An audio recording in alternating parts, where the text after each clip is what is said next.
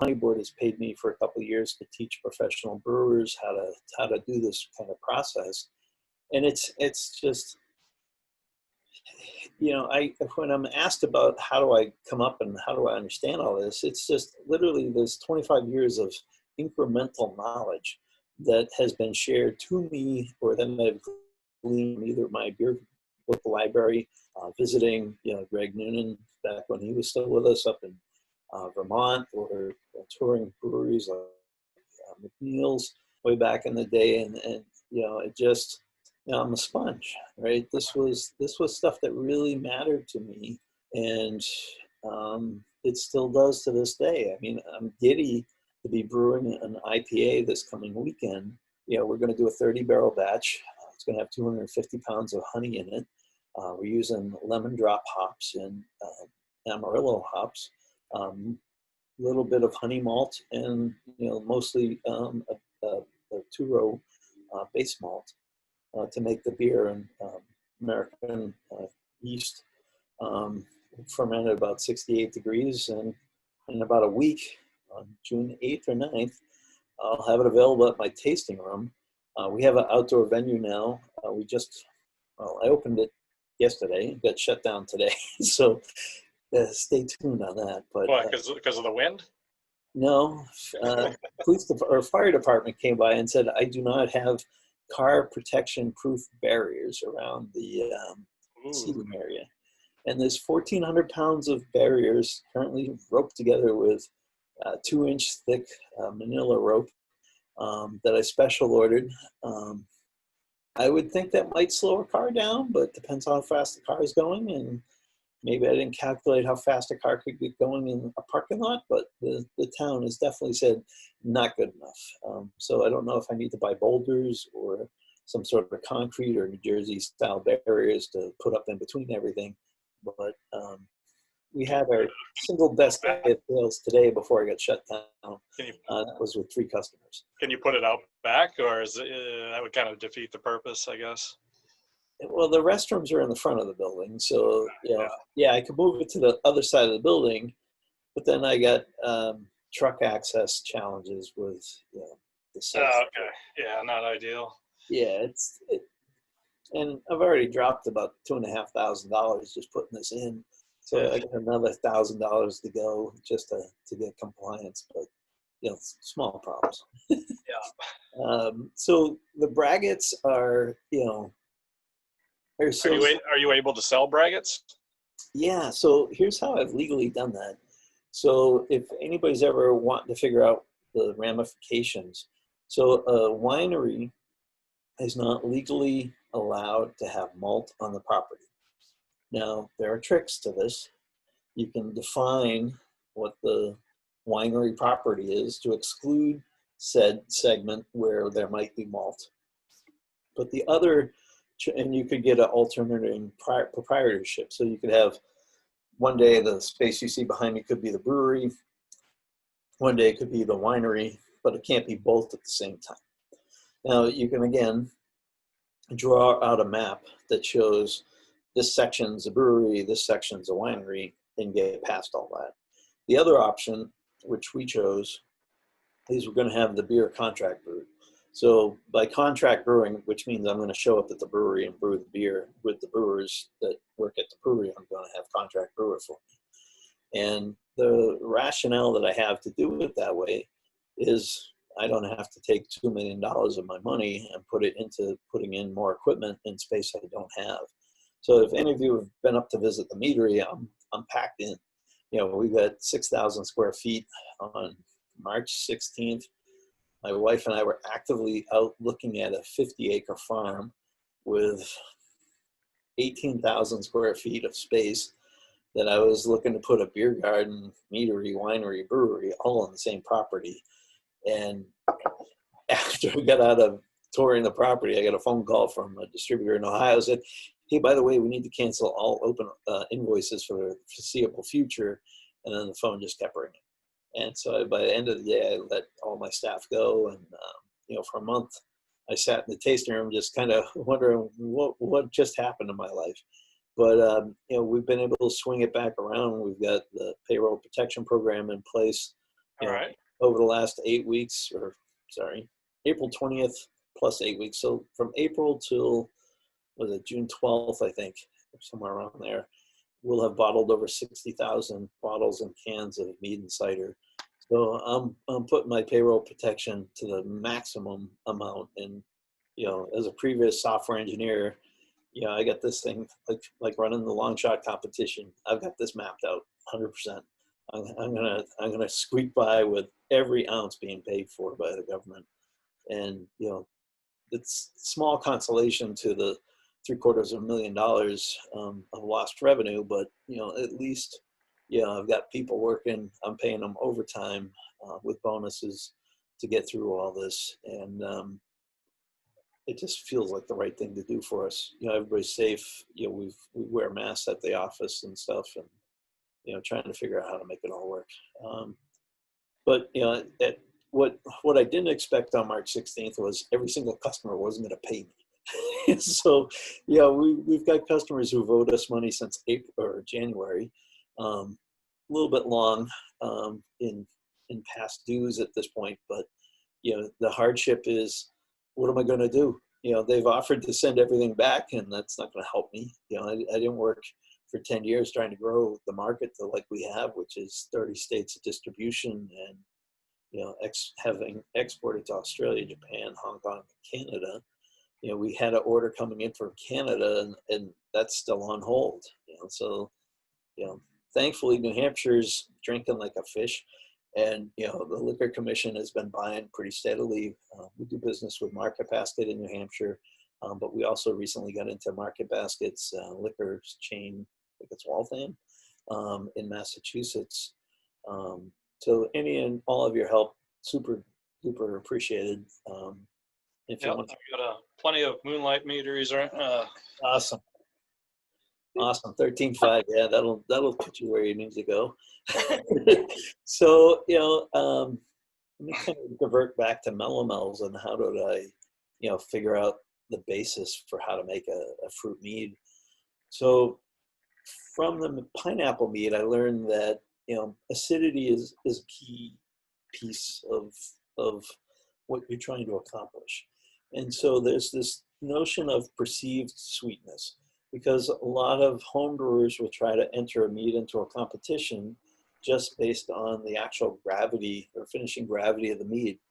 And the challenge there is, if you're using any kind of fruit like blackcurrant or cherry or raspberries, that can leave some residual or some tartness from the fruit that really changes the perception to the judge. So the best thing you can do is try to perceive or taste your meads blind. And entering them into competition is a good way to do that, so that you can really kind of learn. There's three things that really control perception of sweetness. It's the alcohol level, it's the actual sweetness, and the pH of your mead. And fermentation temperature control is probably the biggest one thing you can do that changes how great your meads are going to be perceived from anybody ever tasting them. I picked Lavalin 71B around 2007. So I was flirting around with 47D, and way back 25 years ago, I was trying bread yeast, I was trying beer yeast, I was trying Sassoon, any kind of yeast you can imagine. If it was possible, I was going for it. And I've done whole fruit, I've done frozen fruit, I've done late fruit additions, I've done not taking the skins off the fruit. Historically, I made this peach mead that pretty much went down in history as the god-awfulest smelling mead you ever smelled in your life. So there was a Wort processor that had honey hives in Somerville.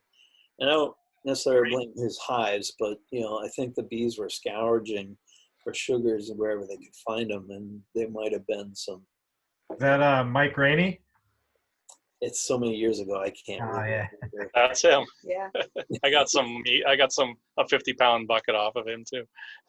Yeah, this whatever I did wrong, I did it wrong with epic proportion. It stunk. I mean, it literally, you opened a bottle and the room would clear out because it just it was the worst combination of body odor and whatever. I don't know if it was the yeast off the peaches or what, but I couldn't give this stuff away. I mean, I'd show up at a meeting just happy, go like, left by myself. And, but it's hard because these are, they're not lazy, they're efficient, right? So what a bee wants is,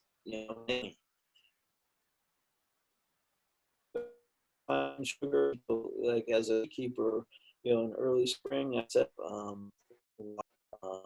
sugar in it to make sure the bees, keeping, enough bee alive. And they clean the hive out. And if you've never kept bees before, it's kind of like this brown rain. The moral to the story is the closer you can get your bees to flowers, the better. They will scourge. There was a beehive and a beekeeper in New York City, and it became one of the greatest drug bust stories ever, because it turned out the Maraschino cherry company had a subfloor, and underneath it was all this marijuana. But the bees were getting into the cherry concentrate and making this big glow orange honey. And how they got access to the property was under the USDA. We've actually had USDA inspectors show up at my meadery, and they wear guns and they have badges, and they were trying to track down some honey that was illegally imported from Canada. And we don't import that kind of honey ever. We've always been a true source supplier or certified vent consumer, or now we're bringing honey in from Brazil and it's USDA certified organic. But kind of circling back a bit towards fruits. So I like pick your own the best. It's a lot of work. It's probably too much work for a commercial mead maker at the scale we're at. Our largest size batch, you can kind of see over my shoulder, is about 1,000 gallons. For mead, our cider size is about 3,000 gallons per batch. Those are the foeders you see right behind me. We sanitize the foeders with rye whiskey. So that's how we get that rye whiskey flavor that you might taste in Little Apples or 13.5. Government will not let us add rye whiskey to a cider. That's against the law. So we sanitize with the rye whiskey. And that's how we get that unique flavor. So the CIP port is what you see right above my head. And so I will pump about 20 gallons worth of rye whiskey in a recirculating pump up through that CIP port, and it cascades down inside the wood and eventually comes dripping down the bottom, and I can reuse and resave it. And by the way, it tastes amazing. I've got my own custom blended sanitizer that I happen to really enjoy. I've figured out creative ways to get around what the government tells me I can and can't do.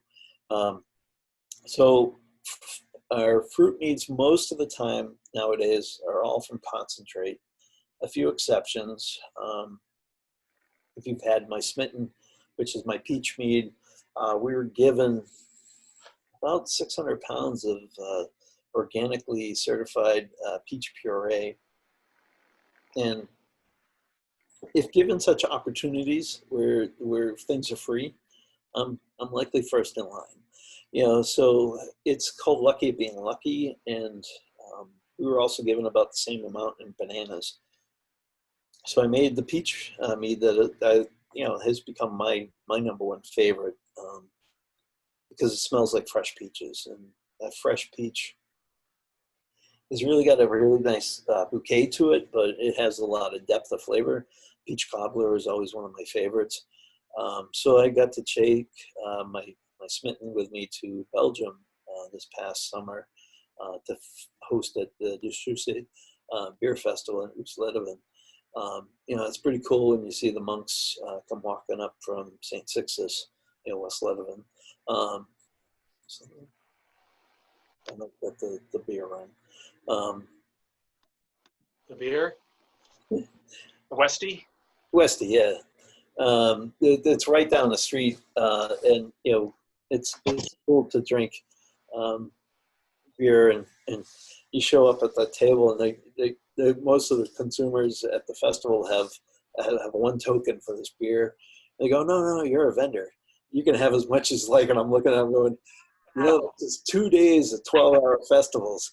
This is considered the world's best beer. You're telling me I can have as much as I want, and I don't have to drive anywhere. I can just walk up to my hotel, or it was a hostel. Yeah. Not the best location to take my wife and tell her the hotel was all paid for, and it wasn't a hotel. But, a room full of snoring, farting, and otherwise regurgitating young men was not was not what she considered the highlight of the trip. But this past summer, we had a private farmhouse that they put us up in, and I took her to Paris with me afterward. That's a good way to make it easier. Yeah, and she saved me because I got pickpocketed on the train in Paris, and my wife's probably 5'4", and she solar plexed the guy and pushed him off the train. And I'm looking at the other guy because there were two of them, and he's looking at her, and I said, "You move, I'm going to throw you off the train, even if it's moving." And it's I've had the best freaking life ever, guys. Just chasing my dreams and brewing and making mead and cider. I got to meet Pete Schlossberg, who's the owner, or was the owner of Pete's Wicked Ales. And, we got put up in a private hotel back in Chile. I get them mixed up, but I've been to both countries. And, it's so fun to connect and talk to people like you guys and share, because, this passion that we all have is a brotherhood, a sisterhood that is just unbeatable. So back to the peaches and the fruit and the honey. So peach puree, I use it when I can get it, and I get it for free. So we won Best of Show last April, or April 9, 2019 in Ohio. So I walk into this beer festival, and I see this huge trophy in the side of the room, and I said, "Hey, what's with the trophy?" And they said, "Well, that's for the winning brewery tonight." And I kind of joked and looked at it, and I said, "Well, what if it's not a brewery?" They go, "That's not going to happen." Well, the trophy's in my tasting room. We won that with a banana chocolate orange vanilla mead. Tastes like banana runs candies. And then I got more banana, and I made what we call monkey bread, which is our banana vanilla cinnamon mead. Tastes like banana bread. So the hardest part with puree is you lose a significant amount of volume because it comes out of the drums looking like baby fruit. Worse than that is fresh fruit, because fresh fruit takes a lot of volume, but you can't get the flavors that you can get from, pick your own fruit than anything else. So the most amazing fruit you'll ever taste is if you can climb to the top of like a cherry tree, because the cherries on the top of the tree always get more sunshine, so they ripen quicker or deeper. So if you ever get an opportunity, pick from the top of the tree. It's dangerous because you're on the top of a ladder. I'm a 240-pound man, and top of a little 8-frame ladder doesn't seem to make a lot of sense for me at my age, especially when little teenagers are trying to climb the same ladder. But that mead has a lot of depth. So coming down the ladder or coming down the spectrum, pick your own fruit the best, puree, and then concentrates. So the reason we do a lot with concentrate is it's consistent. So I can pick up and say I need 65 bricks of this from this type of fruit. New Jersey blueberries don't taste the same as wild Maine blueberries or blueberries from Canada. So, and Ballantine cherries are different than the other cherries. Just got a question today about different varietals of strawberries. I have not tried multiple varietals of strawberries to tell you what's the best strawberry to use. I know some of the guys out in Minnesota have done meads where they've actually sieved out the strawberry seeds so they wouldn't get the tannins from the strawberry seeds. That's a lot of work.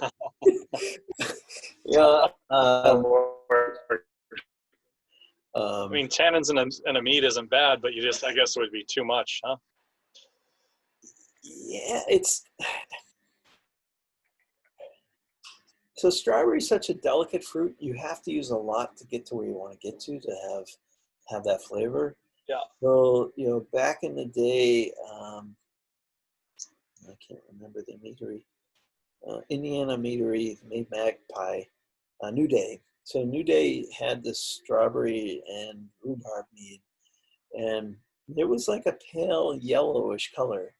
And I'm talking to the owners, and I'm like, "What are you doing?" And they're like, "Oh, when we filter it, it takes the pink out." And I'm looking at their mead, thinking about the one that we make, and I'm like, "It's got to be the amount of fruit they're using versus what we use, because, you know, you look at my strawberry rhubarb mead, it is pink. I mean, it just screams strawberries. And the rhubarb is the balance." And when I was originally making that recipe, I used wildflower honey, and I realized it just didn't have the right perfect balance. So I switched it to orange blossom. And I typically will not waste that kind of money making a fruit mead with an orange blossom honey, because you usually can't get the orange blossom flavor. But with the strawberry being so delicate and the rhubarb adding that tannin and tartness, the orange blossom shines, and it just really rounded out that flavor profile to you know, to win. You know, and I do enter competitions to win. It's, you know, everybody, you know, people, you know, I get kind of testy on Facebook when I get a comment back that yes for aroma, you know, but, you know, commercial competitions, you know, finding good mead judges is not easy process. And, you know, my friends are correct. It's kind of like, well, are you really entering to get valid feedback, or are you entering to win? And the reality is I enter to win. And that's true. we've won a lot. You know, we took Best of Show and Mead and Cider at the San Diego International competition last summer. And then, like I said, we took a Best of Show in April as well. So 2 Best of Shows in 1 year. I can't complain about that. You know, and we've won medals at the Mazer Cup every single year we've entered. I used to run Mead for Your Die here in New Hampshire, but I stopped mostly because the Liquor Commission really frowns upon the idea of me bringing alcohol into the building from somewhere else. And I did have a bottle that exploded near me and shot glass 20 feet around me. And yeah, I thought the risk reward of trying to run that kind of competition wasn't really where I wanted to be. Other things about fruit and meads, I like a lot of fruit. You'll see that, you know, if you happen to notice, I think somebody had a new label version of our meads, and we've kind of changed the logo from what used to be on my shirt here to yeah, little apples. Oh, like this one, yeah. Yeah, so that's a new label. So old label stuff might be a lot less fruit. So you might notice a significant color difference if you were to buy, like with the moon, the full moon on the label, red dress, versus the little logo moon that we have now. And it's because I've just said, you know, I got competition now. I've got Ken Schramm, I've got Superstition, I've got Gary Seaton, I've got, you know, there's Sergio and Melovino, and you know, this highway I built for meaderies is now got cars on it. And you know, for those that may not know, I've traveled the world to talk and promote about mead, from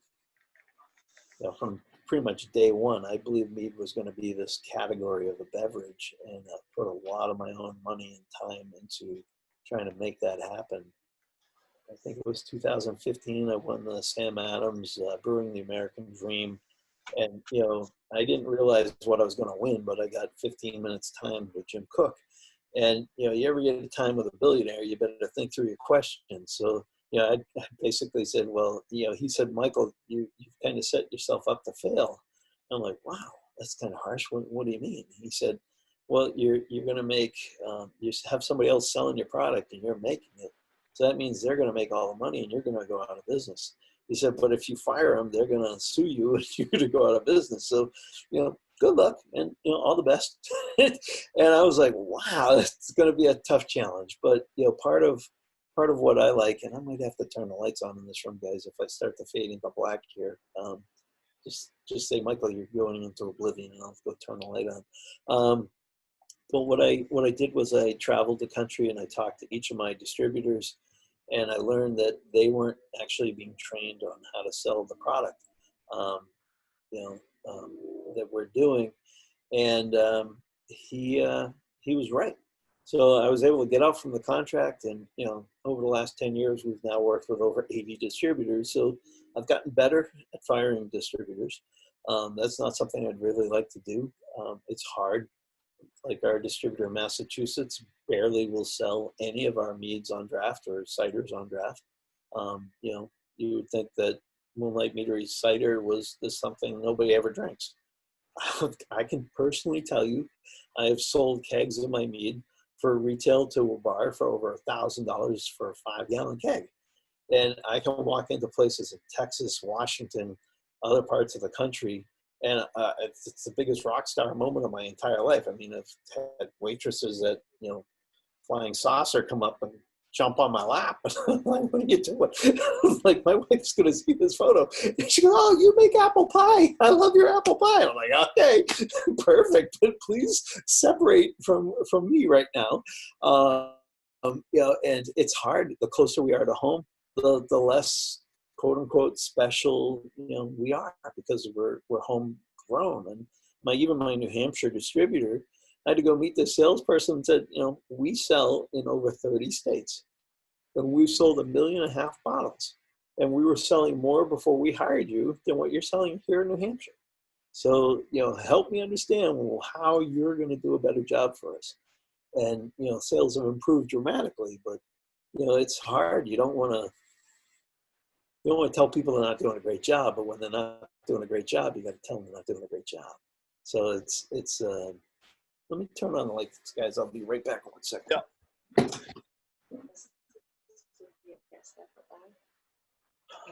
Oh no. Yeah. See it in the chat. Yeah, I don't think he sees that.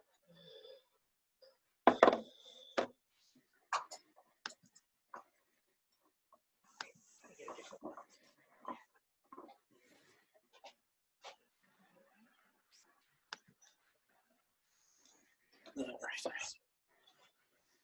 Hopefully that works a little better. So, now this is our distributor in Swampscott, Massachusetts. Right, there's a kiosk right up front. Nice. Yeah, and then they had a whole rack of your meads in the back too, where it normally is. Yeah, it's like I heard from Cappies when they told a customer that they don't want to carry my meat anymore because nobody's ever asking for it. I'm like, I've been working with Cappies, for 10 years. How is this possibly, something that's become a problem? But, it's not always easy to know. Well, now you can see me. Now I can shine my head edge. Yeah, now you're bright. All right, so ask away. I like to answer your questions. I think I've kind of given you guys a full recap. I talked about yeast kind of briefly. 71B at 68 degrees, 3-degree temperature shift from as low as 68 or 60, 67, 64 degrees low end, 70 degrees on the high end. So on a homebrewing scale of meads, I've always been taught to degas, when you do the staggered nutrient additions, and then when you add them, you're degassing with a wand and a drill into a bucket, and it can be adventurous. Sometimes it'll just come out over the top, foam everywhere, whatever. But is there a new way of thought, and maybe on the pro level you do it this way also, is you don't degas anymore, you just add the nutrients? And yeah, there's kind of a new debate kind of going on between those of us that want to share that maybe we're not degassing as much as we try to allude to when we were homebrewing. We do pump over, so we'll I'm really going crazy on this background, but so when you add your nutrients, you want to rehydrate them before you add them, and you want to add them very, very, very slowly. These tanks this way, We usually have about a foot of headspace on the top. And when I climb the ladder to add the nutrients, if I don't take it easy, it cascades over the side of the tanks. And that's a lot of money going down the drain. If you figure the lowest price point mead that I make at wholesale is $100 a gallon, I don't like to see that happen. So we take it easy. Like it might take an hour to 2 hours just to add the nutrients. If you're really gonna make a mead and you want it to degas, because so the science behind it is you're trying to add nutrient or nitrogen to your must, right? And so as long as there's nitrogen and oxygen in solution, your yeast stays in the growth phase versus production phase. So it's not trying to produce alcohol, it's trying to replicate and create more and more yeast. And why that's important and what the staggered nutrient regime does is honey does not have a lot of nitrogen, yeast assumable nitrogen in gram level. There's a fair amount in cherry juice. Cherry's, I think, one of the highest. Grapes have tons of it. Malt has tons of it, but honey has pretty close to none. And we follow the meadmaderight.com recommendations. We use Go Form O, which is the organic form of nitrogen. And the primary reason we do that is that we became certified organic for 2 of the meads we make 2 years ago. So Sensual and our African Blossom have nothing else added to it but honey and water. You might read the label and it says contains sulfites, typo. I do my best to make sure everything gets caught beforehand, but we have templates and artists and graphic people that replicate things. I think if you look at several of the cans that we recently released, the word cause is spelled wrong. And it's just because it gets mistakenly done once, and then we use that as a template. And it's decades later that I figure out we got a typo or something else wrong. And, the government comes knocking on my door and says, "Hey, you can't say that. That's not spelled right." All right. I read it like it's right because I'm dyslexic. But so. Yeah, you got to be careful. I've seen my guys have a 60-gallon drum where they were trying to add some nutrients, and they had a 4-foot geyser going up and over the top of their heads as they were trying to figure out how to hold the mead inside in the drum. Carbonation is a very strong and powerful force. Crazy force, to be honest. All right. So another question we have for you is,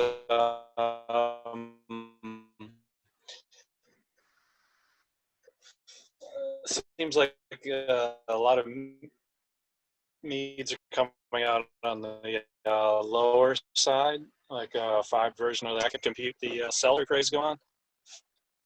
You're coming in pretty spotty. I can't really hear you. Okay. So if we go with a small mead. Yeah. And sparkling small mead, couldn't that, do you think that could compete against right now? I may be going really deaf, but I can't hear you. Do you think a carbonated small mead could compete with the hard seltzer market? Yeah, well, I think so. So I created this spoof on White Claw called White Hive, and I was going to put this honey carbonated seltzer into the market. And there were a lot of quote unquote others in the market that are making seltzer meads that thought I was picking at them. I was just trying to be funny. I thought it was, White Hive. Beehives are normally white from back when I was a kid. And, it's, so, one of the techniques that I use to make the meads that we make is that I make a full strength mead, 14%, and then we cut it back, because the difference when you make a mead at 6% is you don't get a lot of, I don't know the right technical term, but the mouthfeel changes. And so when you can make a mead that's you know, the yeast is working to really kind of get it to where it gets to, and you can cut it back. It's got this beautiful, like, if you've ever seen my Raz, what she said in the marketplace, you know, or G-Sting or any of the other ones, you know, Little Apple's another perfect example. We make Little Apples the same way we make 13.5, and then we just cut it back. So that's how I can get 6,000 gallons out of each one of these tanks behind me at a time versus just the 3,000 they'll hold, because we'll go big, real big. Like what's in the tanks is 13.5%, because I don't want any chance of infection going on. But by the time it gets in the can, we got to be very careful. And we've stumbled more than once on trying to figure out how to appropriately stabilize that before it goes crazy on. You know, I mean, I can tell you I've lost over $100,000 just on re-fermenting product in cans, but I don't like to tell my wife that, so don't share this video too loud. So Mike, so do you have any Bochet experience? Yeah.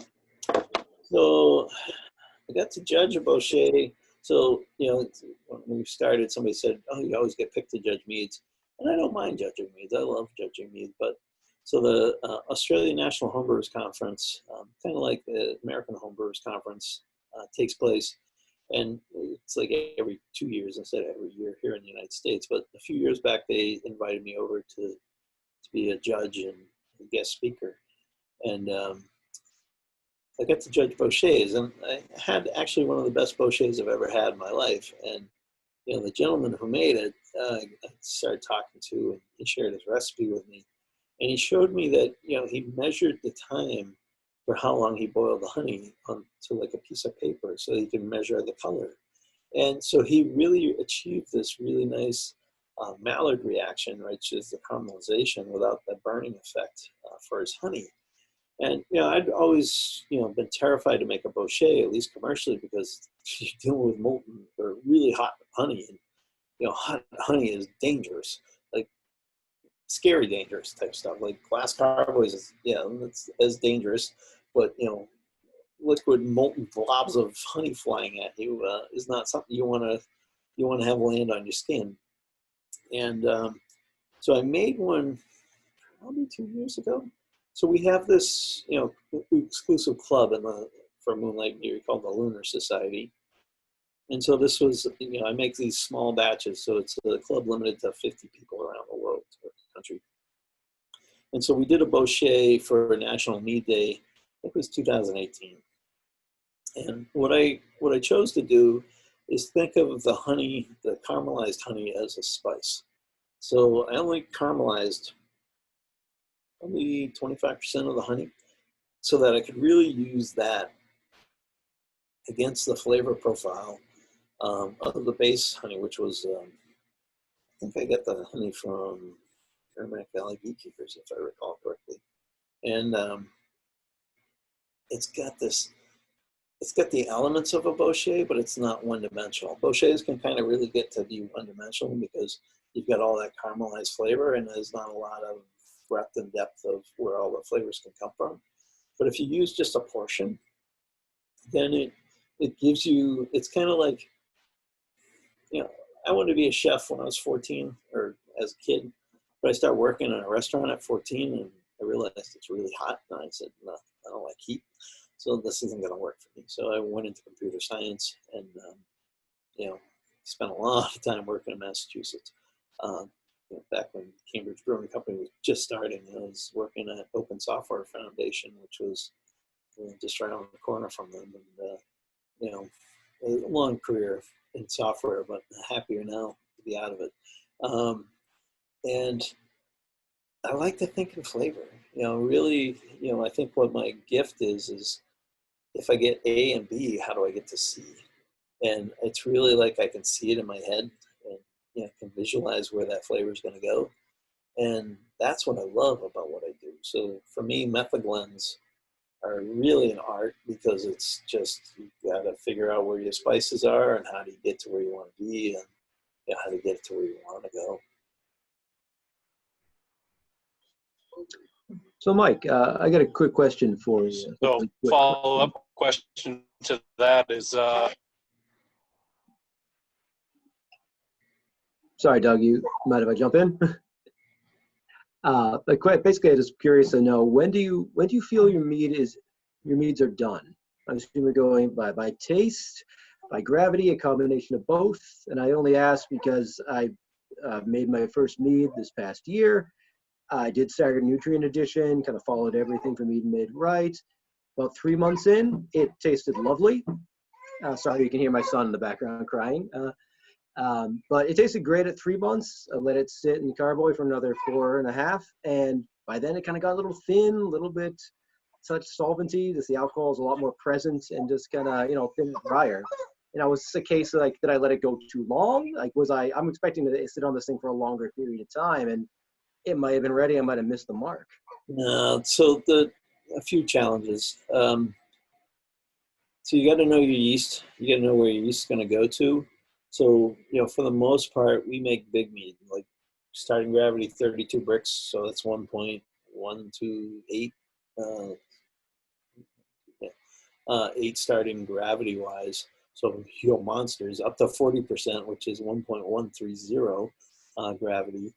So we won't let the yeast get to finish. There's still sweetness there. Sometimes I'll make a mead around 28 bricks to get down to that lower, drier threshold. But usually I achieve the dryness based on the tartness of the fruit and the alcohol. So typically we're going for 3 months. You can't see in the picture behind me, but I've got this super duper, I don't want to ever say that word again. I've got this filter that will filter down to 0.2 micron, non-absolute, so it's not sterile, but it's pretty close. So we can get crystal clear mead within a month and a half. So from a month and a half on, they're usually pretty good. We've got a mead we're going to release this December that'll be aging in Sam Adams Utopia barrels for 10 years. So that'll be Utopian number X. And the flavor gets amazing. If you guys have ever tried my Utopian, it's, it got us named, I think it was 2017 Brewery of New Hampshire. And when you're a winery and you win Brewery of the Year, it's, to me, it's like taking a cat to the dog show and winning. So, time is not usually your enemy. It sounds like you might have had some yeast that was still actively working. So your challenges would have been if you would have tried to stabilize it. So your options are, how do you accomplish that without making a bottle bomb? And sulfites and sorbates are the way you get there, but you have to have a really accurate pH meter, and you have to really be able to tell what's going on. I mean, I've spent probably 10 grand on my lab so that we can measure all the, how much yeast assumable nitrogen we have, how much free SO2 we have, because there's a binding effect. So just like how honey can buffer pH, you can't just add sulfites and sorbates like 1 Camden tablet to a 5-gallon batch and think you're all set. There's so much complexity to it. That could be a whole segment. No, it's good to know. Thanks for the info. I was curious, like, maybe I could have just sulfited it at 3 months, called it a day, and had it come out nice. But good to know that it's more. What I try to do when I get a batch like that is save it, because then if I get one that's too sweet, I can blend the two and find a way to solve or salvage it. Like we had a mead where, this tank right behind me, sorry, I'm trying to figure out how to point to this thing. The airlock or the gasket on the top was defective, and we were making our blueberry mead, which has 1,000 pounds of blueberries in it. So, 6,000 pounds of blueberries. So 3,000 in each 1,000-gallon tank. So half the volume of the tank was taken up by the mass of the blueberries. And, I blame my staff, but, I'm the owner of the company, so it falls on my shoulders too. But, the airlock was not pristine, and we got an infection. And so, we filtered the mead, put it into totes, and put it up out of the way. And I was going to then have it distilled down. And, my team also didn't check with me, but sulfite and sorbate it at the same time. You can't distill down something that you sulfite and sorbate. It's not, yeah, it's not going to work. So I then had this really interesting, odd flavored blueberry mead that tasted like it was heading towards vinegar. And so I put it at the top of my warehouse, and you can see the ceilings behind me are about, this level of the warehouse is about 20, 18, 19 feet high. The next unit over is about 23 feet high. So I put the totes up at the very top, and about 2.5 years later, I had this amazing Brettanomyces funky yeasty mead coming out. And so we ended up calling it Brett and Blue. So Brettanomyces and blueberries. And it's bone dry. I mean, you want water when you're drinking this because it's so dry. But it's got this really nice earthy note to it, kind of horsey blanket note, and not what I perceived as acetic acid. That was, I'm afraid I was going to have 300 gallons of vinegar with where it was headed. But time and energy and money, and we've got this really cool thing that we can play with. And we've had a few other mishaps. One of our ciders, we make a barrel-aged sour cider that's very close to a Normandy-style cider because of the wild critters that it got quote-unquote sick twice. So formed a pellicle at the top of the batch, and months and months go by and it drops. Months and months and months and months and months go by and it comes back. And months and months and months go by and it comes back and drops again. And then I put it into French oak barrels and cut it back with a new cider. So we do some method solera, meads, not a lot, or in ciders. But I really am not afraid to kind of play and push that envelope. I think we have 25, 50 to 60 gallon barrels in the next warehouse behind us. These two behind me right here are 3,100 gallons each that we have custom made.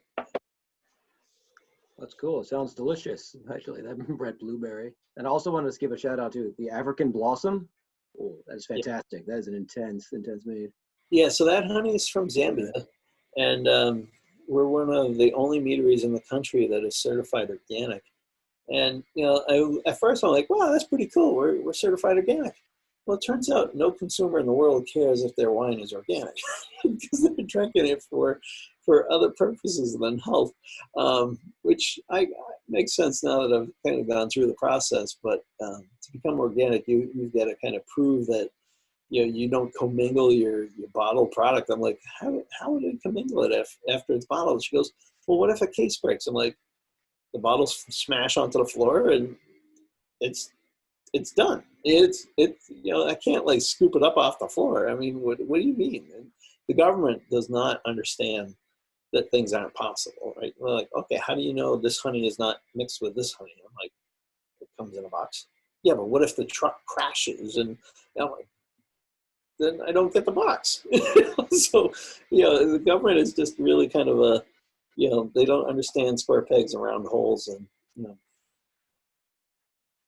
but such is life. Circling back to the Blue on Brett, could you talk a little bit more about your experiments with? Yeah, Michael, thanks for your time so far. Oops. Slow internet problems. I was wondering if you could talk a little bit more about your experience with like Brett and wild yeast and other bugs and things like that. Yeah. So honey is really non-friendly to anything that's wild, right? So honey in its natural state is antimicrobial. So it basically will wick the water out of any bacteria or any yeast or whatever that may fall on it in its natural state. And then when you ferment or dilute it with water, the pH is really not at a level where Brett or lacto really want to play. So we've been trying to make a sour mead. And it's definitely got some sour notes to it. And I've had to buy every kind of Brett and lacto and bug you can imagine. But we have one called Curiosity. I got some Allagash Curio barrels from Allagash Brewing Company, and we intentionally infected the barrels, and I put a 14%, and that's the other problem. I make strong meads, so they don't, again, tend to let the wild critters do what they want. But we had the guys from Satipaja come out and visit a couple of years back, and Timo, myself, my son, and Johannes all kind of collab meads. So one of the meads we made was a Brettanomyces mead. Just no Saccharomyces, so no regular yeast, just all Brett. It's sweet, man. It's got some alcohol, but it's sweet. It's probably 20 plus bricks, so 20% still sugar. I am not sure it'll ever see the light of day. It's got a long way to go if it's gonna. But it's hard to make wild yeast, wild mead. Basically, it's doable, but I'd probably start.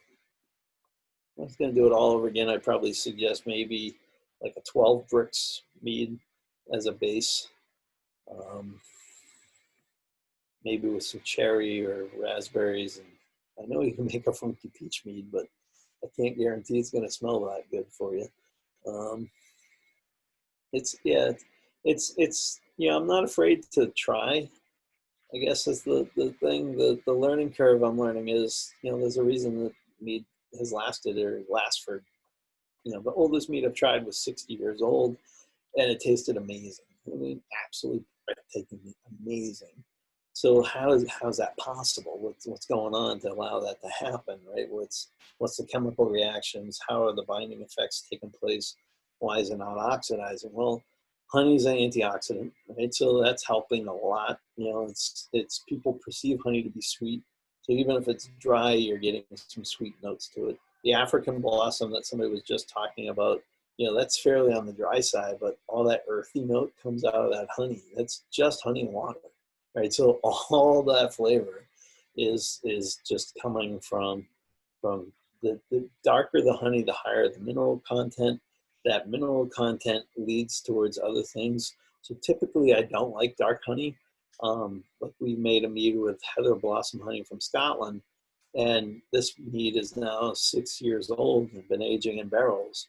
And we have a double barrel aged version. So we got barrels that we were from So we got the barrels from Sam Adams. I made my Utopia, and then I put heather into it. So the heather has been sitting for 6 years. And then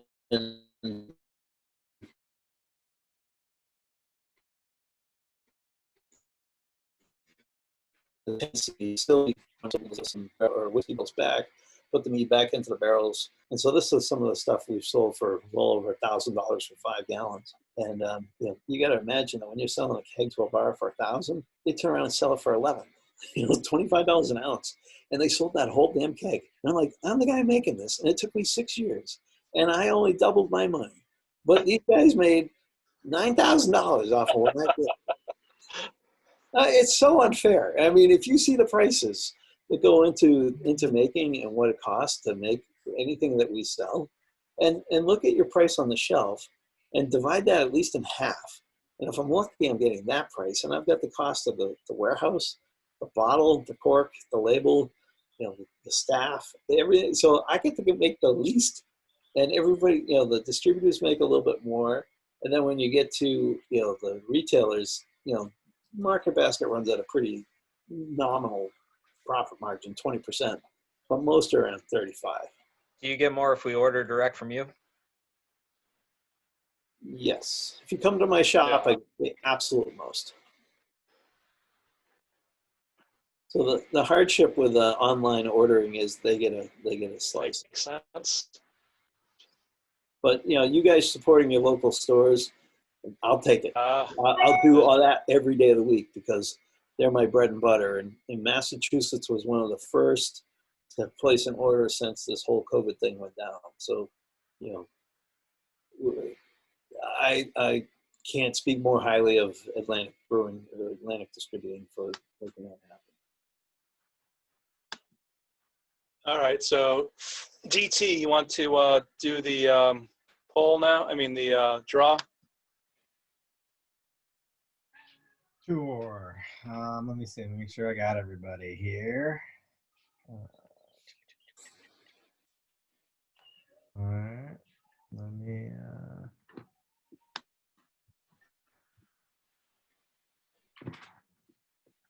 So we're just gonna do. He's got this random shuffle. Everybody that's on this call right now has a shot for a gift card from Moonlight Meadery. Yep. But I just want to make sure Michael cannot win. I got everybody's name on here, right? Yep. All right. I'm watching somebody's code, and I'm like, hey, I could probably figure out the language if you give me. Yeah.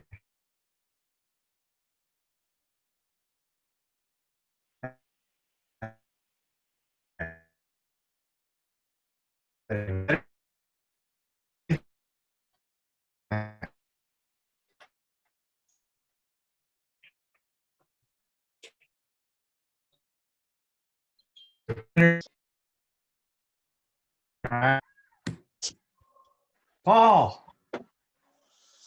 All right. You guys are the Oh. winners. Big winners. Congrats, guys. I might have to have a mule help me with that one since I'm about 1,000 miles away, but I'll figure something out. But we ship to almost 50+ states, so if Oh, well, the all right. doesn't work, you can always give us a call. We can help make sure it works online.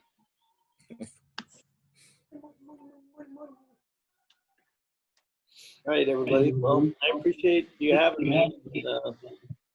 Got anything else for Doug?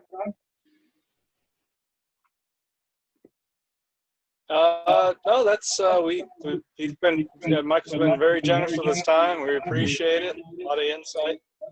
Yeah. Thank you, Michael. It was good to hear. It was good to listen to you. My pleasure. Thank you. All right, guys. Cheers, everybody. Thank you so much. Cheers, Mike. You've been great. Cheers. Thanks, guys, for having me too. I appreciate you inviting me. Thanks, Dougie. You got it, John. Cheers. Yeah, cheers to you, sir. I'll catch you down the road. All right. Yeah. Let her rip.